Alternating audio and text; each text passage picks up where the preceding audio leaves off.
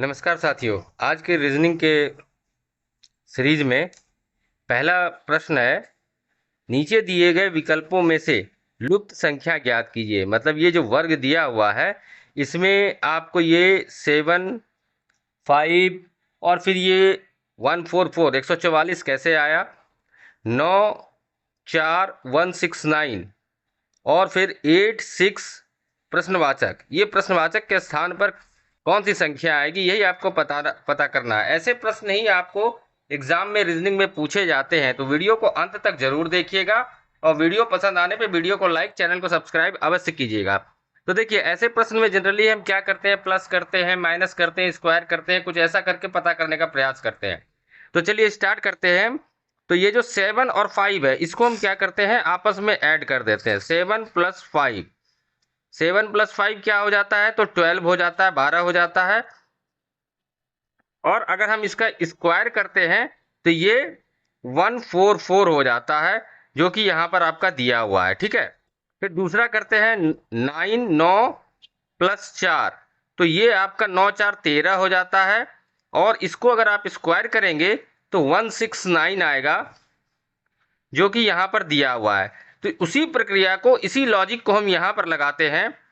8 + 6 तो क्या हो जाएगा, 14 हो जाएगा, 14। और इसका अगर हम स्क्वायर करेंगे तो कितना आएगा, तो 196 आएगा, 196 आएगा, 196 196। और ऑप्शन में देखते हैं तो ऑप्शन में, ऑप्शन नंबर डी में ये दिया हुआ है, मतलब ऑप्शन नंबर डी इसका करेक्ट आंसर हो जाएगा।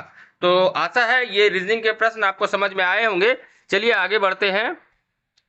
अगला प्रश्न है, गणित कार्य में रमन के जितने सवाल सही हुए उससे 3 गुने गलत हुए। अगर उसने कुल 72 सवाल किए तो सही कितने बनाए। तो ऐसे प्रश्न में सबसे आसान तरीका है कि जितने सवाल किए, कितने सवाल किए उसने, तो 72 सवाल उसने किए हैं। ठीक है, और इस 72 को मान लेते हैं 4 हिस्सों में बांट लेते हैं, क्योंकि अब एक एक हिस्सा करके निकालना है। तो उस 4 से हम इसको डिवाइड कर देंगे। ठीक है, तो 4 से जब आप डिवाइड करेंगे तो ये हो जाएगा 18। तो सही सवाल कितने किए, मतलब प्रश्न क्या कहता है कि रमन ने जितने सवाल सही किए उससे 3 गुने गलत किए। तो रमन ने कितने सही सवाल किए, अगर 18 किए तो गलत की संख्या इससे 3 गुने हो जाएंगे। तो सही सवाल की संख्या क्या हुई, 18 हुई।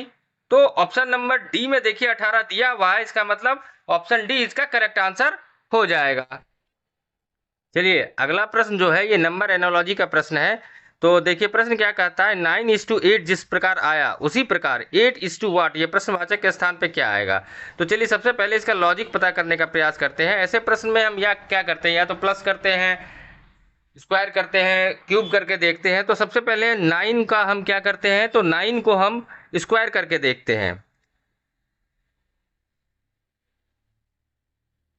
तो 9 का अगर हम स्क्वायर करते हैं तो 9 का स्क्वायर करने पे हमें 81 मिलता है। लेकिन यहाँ तो 8 है, तो क्या करेंगे हम, तो 8 और इस 1 से इसको मल्टीप्लाई कर देते हैं तो हमें 8 मिल जाता है। इसी लॉजिक को हम यहाँ लगा करके देखते हैं। 8 को अगर हम स्क्वायर करेंगे तो 64 आएगा, और फिर 6 × 4 करेंगे तो आपको 24 आ जाएगा। और ऑप्शन में देखते हैं तो ऑप्शन नंबर सी में 24 दिया हुआ है, मतलब ऑप्शन नंबर सी इसका करेक्ट आंसर हो जाएगा। चलिए अगले प्रश्न को देखते हैं। अगला प्रश्न क्या कहता है, लुप्त संख्या को ज्ञात करिए। जिस प्रकार से यह 12, 8 और यहाँ पर 80 आया, 16, 6 यहाँ पे 220 आया, उसी प्रकार 25, 20 और यहाँ प्रश्नवाचक के स्थान पे कौन सी संख्या आएगी। तो इसको देखिए सॉल्व करने के लिए क्या करते हैं, सबसे पहले इस दोनों को एक बार जोड़ते हैं और फिर इस दोनों को आपस में माइनस करते हैं और फिर उसको मल्टीप्लाई कर देते हैं। तो 12 और 8 को जोड़ेंगे तो 20 हो जाएगा, और फिर उसको माइनस करेंगे तो कितना हो जाएगा, 8 हो जाएगा, और उसको आपस में मल्टीप्लाई करेंगे तो आपका 80 हो जाता है, जो कि यहाँ पर दिया हुआ है ना। उसी प्रकार इस दोनों को सबसे पहले हम क्या करते हैं, तो जोड़ते हैं। तो 16 और 6 कितना होगा, 22 हो जाएगा।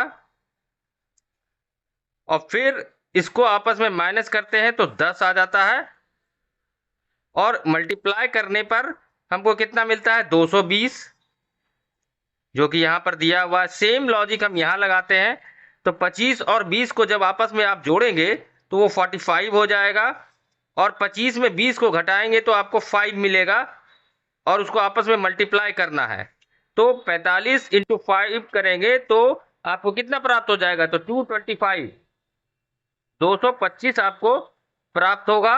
और देखिए ऑप्शन में, ऑप्शन नंबर बी में ये दिया हुआ है, इसका मतलब ऑप्शन नंबर बी इसका करेक्ट आंसर हो जाएगा। तो आशा है दोस्तों आपको रीजनिंग के ये सारे सवाल अच्छे से समझ में आ गए होंगे। तो जाते जाते वीडियो को एक लाइक और चैनल को सब्सक्राइब अवश्य कर दें, साथ ही साथ अधिक से अधिक वीडियो को शेयर करें, जिससे इन वीडियो के लाभ आपके अन्य दोस्त भी उठा पाएं। धन्यवाद।